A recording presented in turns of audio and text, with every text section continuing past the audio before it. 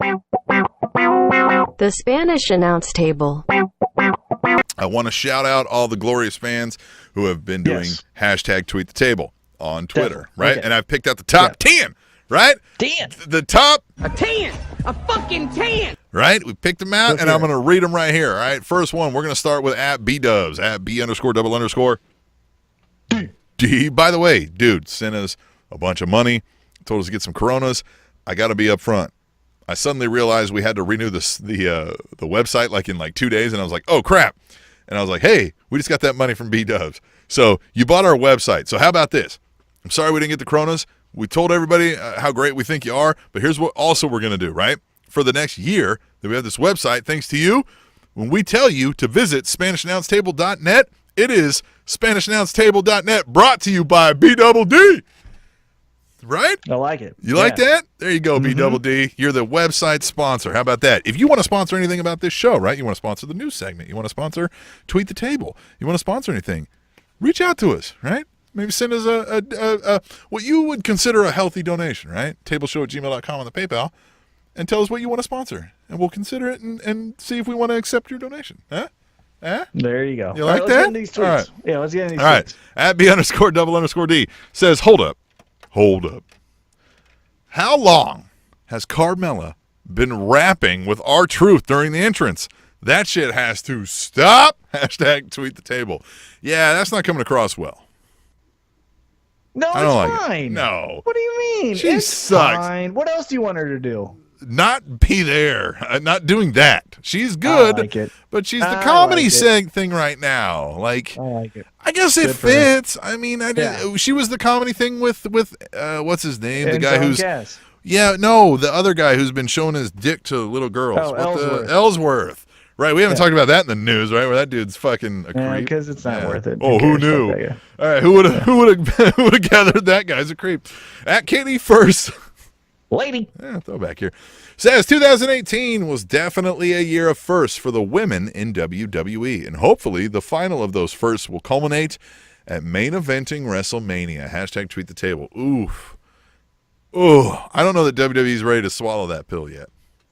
Here's a quick question before we get back into it, because I don't want to be too droning with this segment. But do you think, and just, can be a short form if you'd like, but do you think the WWE's emphasis on women's pro wrestling is correlated to their lower ratings?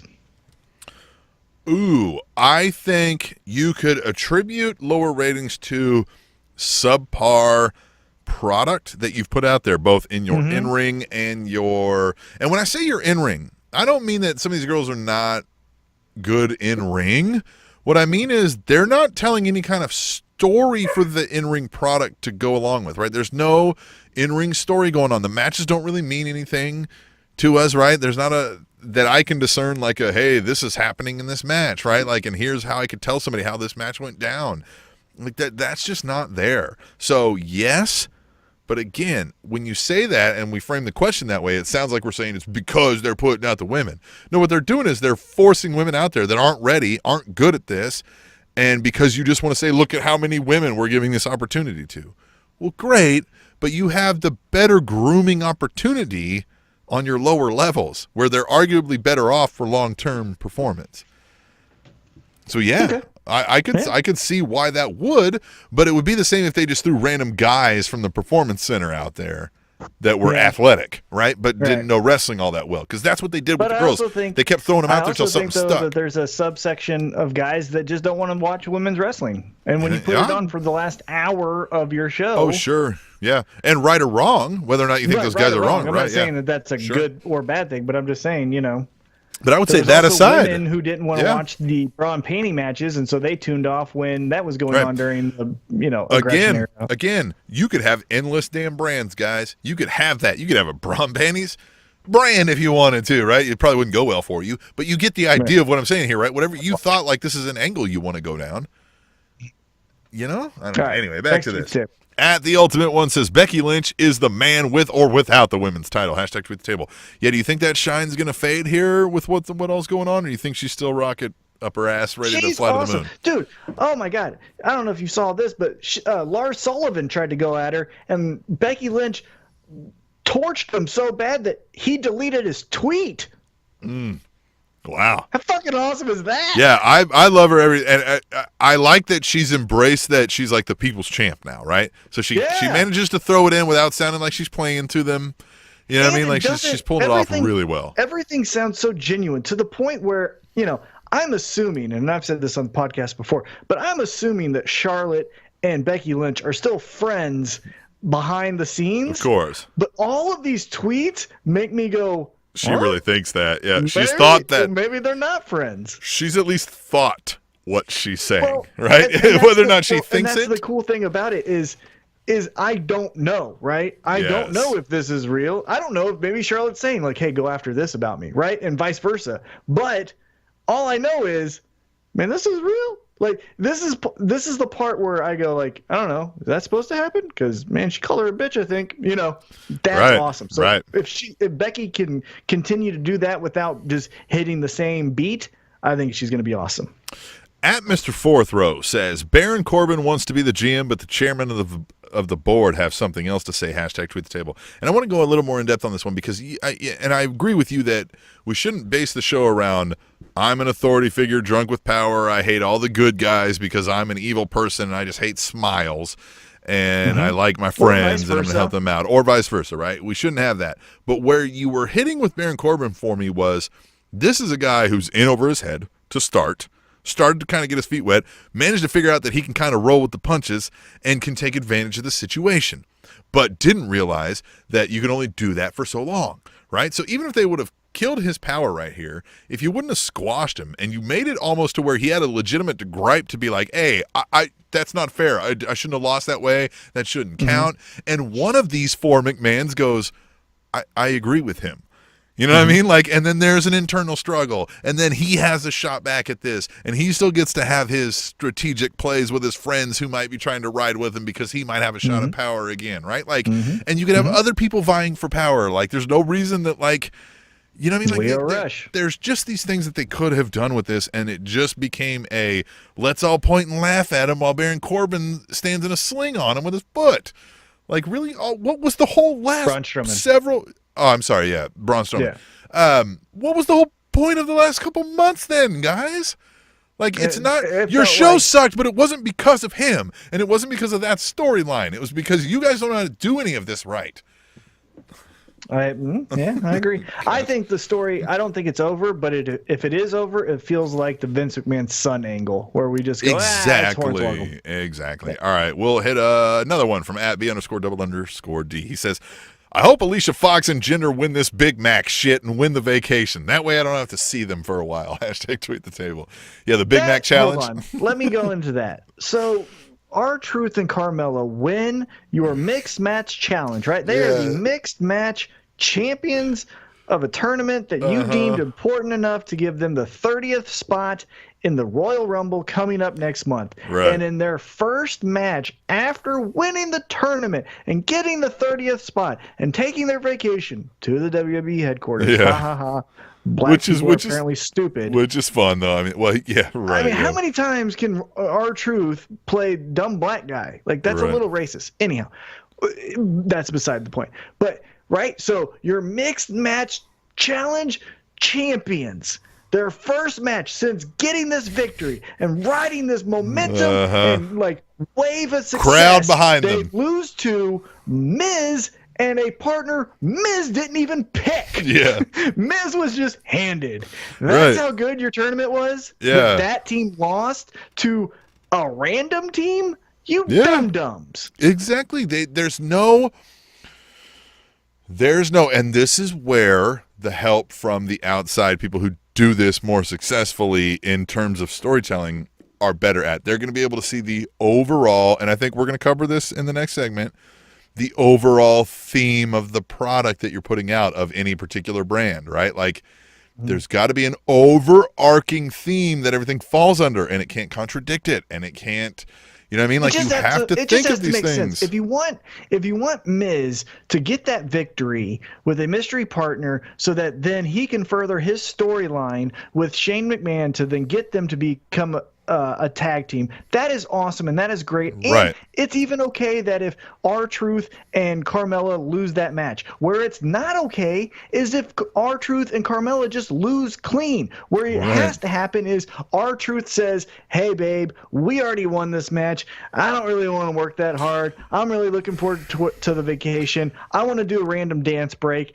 And that's how they lose. Or vice versa. Carmella says, hey, I just got my hair did. I'm not tagging in. Wait till after the Rumble, yada, yada, yada. Something. Miscommunication. If you want to keep them both babyface. But you can't just have your champions of a tournament that you say is important just lose. But I'm saying they don't have anybody saying exactly what you just said. They need somebody in position. Assistant. I know it. Update. I'm doing it. But I'm doing it for you, Tim. All right. I'm doing it for the listeners of Spanish Announce Table. Good. I'm doing it for all of us. Because they don't have anybody there doing that, right? There's nobody sitting there going, okay, they're looking at, okay, in match 1 you did this, guys. You can't then in match 3 do the same thing and we call it a good thing. Right? Like there's no oversight. It feels like, and correct me if I'm wrong, I don't know, I'm not back there, but it feels like they've got a bunch of agents assigned to certain people, right? Like, so these people have Road Dogg and these people have whomever, and they go up and they go, Road Dogg's like, all right, you got the 4th segment and you have this match, the feud's this, we're building to this at Mania, what are you guys going to do tonight? And they go, well, we thought we'd do this and that, and they go, oh, you know what, that works, okay, fine, right? And Road Dogg might think of his 4 matches, right? And he goes, yeah, everything looks good, nobody's mixing up, but then somebody else over here is handling their 4 people, right? And I feel like those two aren't talking, right? Because we get a lot of the same things happening, the same characters, just repackaged in slightly different ways. There's not enough singular oversight of strategic planning, right? There's no strategic planning of the brand, the storyline, the theme. That's a little bit on the talent, right? Like if you're R-Truth and Carmella, you can't just say, and I don't know if they did or not, but I'm just saying it seems this way. You can't just say like, okay, boss, that works. I'll lose. Right. You have to say like, no, if my character were to lose, they would be doing it this way or this way, or why would they be okay after the match, And you should say that because you know what, like you don't have that fear anymore that we talked about, like where there's no other game in town, right? Cody Rhodes finally said, I'm not doing this anymore, and he's one of the most successful goddamn wrestlers out there now. You know what I mean? Now he has talent, but you also have to shoot someone on Main Street to get fired from WWE because they just keep you around for fucking 10 years. Zack Ryder is still on the roster. So was R-Truth. So listen, all right, let's move on then. At Katie First Lady says, well, how about instead of Tyler Breeze, let's just call him Tyler Black. He's not named Seth Rollins. # tweet the table. Oh, you know what? That would work. I like it. Let's go. Yeah, get him away from, if you were going to go away from his gimmick, right? And you wanted to turn him like goth, he could just be like, I'm Tyler Black, right? Like, and just be like, all right, that works. Let's roll with it. All right, at WIR Cata says, I'd rather have a 2-hour Raw. Better storytelling, realism, and non-scripted promos before new faces. # tweet the table. And I agree with him a lot, and we're going to talk about some of that in my Christmas wish list. But, I mean, we're going to talk specifically about the 2-hour Raw, and, so we'll save some of that talk and the obvious, counterpoints to that. But, yeah, I think he's echoing everything we've kind of said here. It's not about just new faces, guys. Like, you're not storytelling, there's no realism, and your promos sound way too scripted. Like, those are 3 glaring problems you have that you can fix with acting coaches. You can teach with even just education, like normal school. Go to a Full Sail doesn't have an acting class, like where they just kind of discuss, like, here's script writing and here's the theme of like storytelling throughout time. Like there's just none of this. Like none of this. I don't get it. Nope, there isn't. All right. None of it. 2 left. We got at Theo75 says Vince McMahon announces on Raw that he's transferring his brain onto a John Cena clone, and he will continue to run the WWE for the next 80 years and will develop the XLB, the XBA, the XHL, and the XLS to begin in 2020. # tweet the table. That sounds plausible. Sounds more original than what they did. And final one, at the Ultimate One says, my bae Asuka has the title, but she's being treated like a third-string quarterback. # tweet the table. Because she is. She is the third-string quarterback of that roster. Of the storyline. Well, yeah, of the storyline, yeah. Okay. I have a confession. Okay. So I hated Asuka. I know you did. I hated the stupid. Unnecessarily so.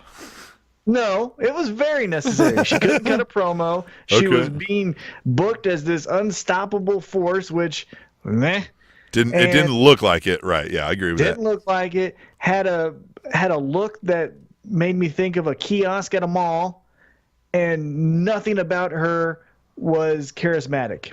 Now, though, she does all these weird, dumb things. Like when they started chanting her name and she starts just shimmying. Yeah. She has a little bit of this. She's cute. She's fun to watch. She's charismatic. It's a dorky, yes. Charming aspect of her character. You could at a party hang out with her and never say a word because you're gonna like do some fun dances. You're gonna share some knowing glances, right? You know what I mean? Like you're just gonna need to be a comedy act, but doing that humanizes her. Exactly. And also, yes. Going through the first women's TLC match and coming out as a victor gives you some credibility. Where I hated the whole she has an undefeated streak. Well, first off, she's not beating anyone. It was just a bunch of bums. And then when she finally did face someone, she lost at WrestleMania, so fuck her. But now she's doing all these little fun things. She's saying no one's ready for Asuka. She can go through and has credibility winning the first Royal Rumble and now winning the first women's TLC. Well, and she can hold herself in the ring, so that helps. She's third string. Yes. Exactly. But I'm not hating her as much as I used to. No, I never did. I always felt that way. I'm like, yeah, absolutely, right? You're going to put her in the match to help Becky Lynch get through somebody so we can get to Charlotte or we can, right? You know what I mean? Like she's the what Vince McMahon always said was the maintenance guy, right? Like, yeah, we're not like I always felt like we shouldn't be having these major long title runs. Sure, an Asuka title run here and there, but she's never should be like the on the post or the face, but she absolutely is great to be the counterpoint to those people that you're trying to build, right? You know what I mean? Like she's definitely that level B for me is how I always felt. And I know that was sacrilegious to some people. You know what I mean? They were like, oh my gosh, she's the best thing ever. And I'm like, that's where I was getting turned off when they're like, she's the best female pro wrestler of 2018. I would have bought it. I would have bought it if she was unstoppable because she was sly and technically savvy enough to beat these girls who were more powerful or more experienced or whatever, right? Like because she knew the correct way to choke them out, or she knew the right, you know what I mean? Like, and it was just unstoppable because she was so skilled. But they weren't doing that. It was just here's a match and she won. It was like, okay, well. Now maybe I'm also just getting beat down with the stupidness and now I'm finding it charming. But I also, before this, I hated the like awkward and stupid dance that she would do when they're like, look at this unstoppable force. It's like, it looks like she's having a seizure as she walks to the ring. Who's fucking scared of that? Right. And what's with all these goddamn colors? Fucking Jesus. That's what I mean. Like it was. Did she puke Skittles and then put it into a coat? It's like if it was like if they had Zack Ryder come out with the one-legged pants, still doing the Long Island IZ, and they were like, he's unstoppable and nobody can beat him. I'd be like, what? But now, now I guess maybe it's just because they've done it so long. It's like, look at that. It is what it is. You've just accepted it. And now she's not. It's Stockholm syndrome. Even though she's the champion, she's also not the number one. It's Becky Lynch. It's Charlotte. You know what I mean? Yeah, it's Stockholm syndrome is what I'm thinking. Maybe it is. At first I didn't like it, but now it's not bad. Hashtag Truth the Table. You two can play along. We may read some of them on the show. That's our only promise. We definitely might read some of them on the show. If you hashtag Truth the Table with any wrestling thought that you have at any time of the day, whenever you damn well feel like it. Let's take a break. We'll come back, and we're going to give us our Christmas wish list. You're going to be our Santa, and we're going to sit on your lap. You, listen right now. We are both going to sit on your lap, and we're going to tell you what we want for Christmas. We're going to whisper it in your ear when we come back to the Spanish Announce Table. Fun fact, the largest exporter of sugar is Cuba. The Spanish Announce Table.